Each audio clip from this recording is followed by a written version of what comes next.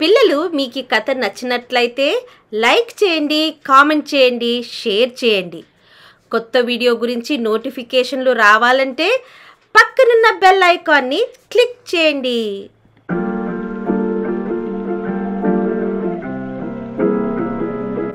పిల్లలు ఎలా ఉన్నారు? నేను మీకు ఒక మంచి కథ చెప్పడానికి వచ్చేసాను. ఈ కథను మనకు రాసిన వారు శ్రీమతి చెల్లి ప్రణేజ గారు. వీరు గుంటూరులోని డాక్టర్ నన్నపనేని మంగాదేవి గారు స్థాపించిన శ్రీ వెంకటేశ్వర బాలకుటీర్ నందు ప్రధానోపాధ్యాయురాలుగా పనిచేస్తున్నారు.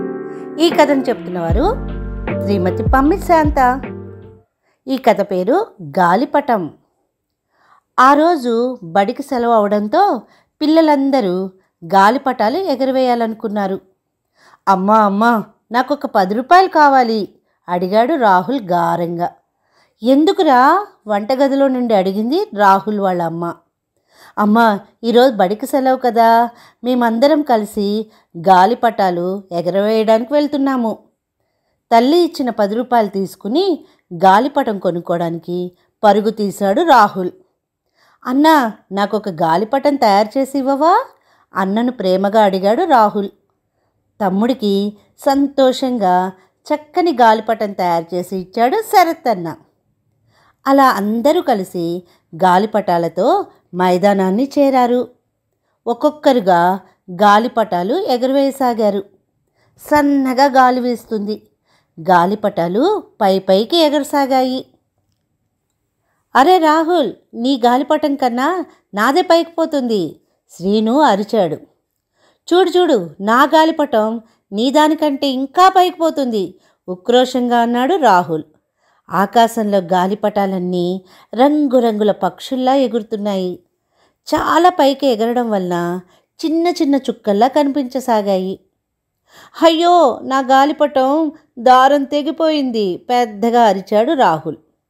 ఎక్కడా అంటూ అందరూ రాహుల్ గాలిపటం కోసం ఆకాశంలో చూడసాగారు. రాహుల్ ఏడవడం మొదలుపెట్టాడు. అలా ఎగురుకుంటూ వెళ్తున్న గాలిపటం రాహుల్ని చూసి నవ్వింది. నా ముఖానికి సూదితో రంధ్రాలు పొడిచి దారం కట్టి ఎగరవేస్తావా? నాకెంత నొప్పి కలిగిందో తెలుసా? ఇంకా తన ముఖానికి వేలాడుతున్న దారాన్ని చూస్తూ అనుకుంది గాలిపటం. అలా ఎగురుకుంటూ వెళ్తున్న గాలిపటాన్ని డాబా పైన ఆడుకుంటున్న పిల్లలు, ఓయ్, ఆ గాలిపటం కింద పడుతుందేమో, పట్టుకుందాం రండి అంటూ అటు ఇటు పరిగెత్తారు. అబ్బా, ఎంత ఆశ! ఒకరి నుండి స్వేచ్ఛ పొంది మీ చేతుల్లో పడతాననుకున్నారా? కొంటెగా వారిని చూసి నవ్వుకుంది గాలిపటం. గాలి వీచడం తగ్గింది. అమ్మో, గాలి వీచడం లేదు, ఎక్కడైనా నీళ్ళల్లో పడిపోతానేమో భయపడింది గాలిపటం. కింద వరకు దిగి అక్కడున్న కాలువలో పడబోయింది. అదృష్టం బాగుండి అప్పుడే గాలి వేయడంతో మళ్ళీ పైకి లేచింది. కొంత దూరం ఎగిరేసరికి కొంతమంది పిల్లలు గాలిపటాలు ఎగరవేస్తూ కనపడ్డారు.